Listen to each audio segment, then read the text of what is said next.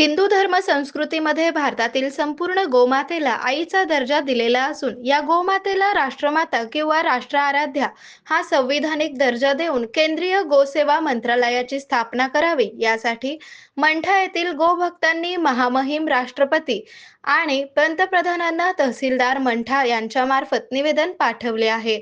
सध्या या देशातील गोमाता सुरक्षित नसून भूक, दुर्घटना, तस्करी आणि गोहत्यामुळे गोमातेची संख्या दिवसेंदिवस कमी होत चालली आहे।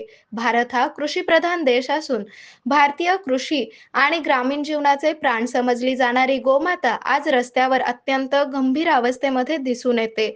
देश पातळीवर या गोमातेला संरक्षण मिळावे यासाठी गोमातेला राष्ट्रमाता किंवा राष्ट्रआराध्या हा संवैधानिक दर्जा देऊन केंद्रीय गोसेवा मंत्रालयाची स्थापना करावी अशी मागणी निवेदनात करण्यात आली आहे।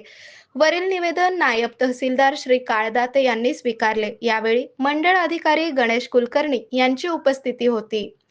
या निवेदनावर व्यापारी महासंघाचे अध्यक्ष बालासाहेब बोराडे, रमण दायमा, सोमेश चोकडा, तेजस कासट, सुदर्शन भुतडा, भागवत खंदारे, विशाल दायमा, दीपक चव्हाण, गणेश भुतडा, शुभम महाराज इंगळे, साईराज रामपूरकर, शुभम महाराज शेंडगे, हर्ष दायमा, गंगाधर हाके, यश तिवारी यांच्या सह्या आहेत।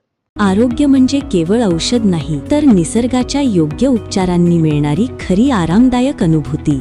सोलापूरमध्ये निसर्गोपचाराचं विश्वासाचं नाव लिमये निसर्गोपचार केंद्र।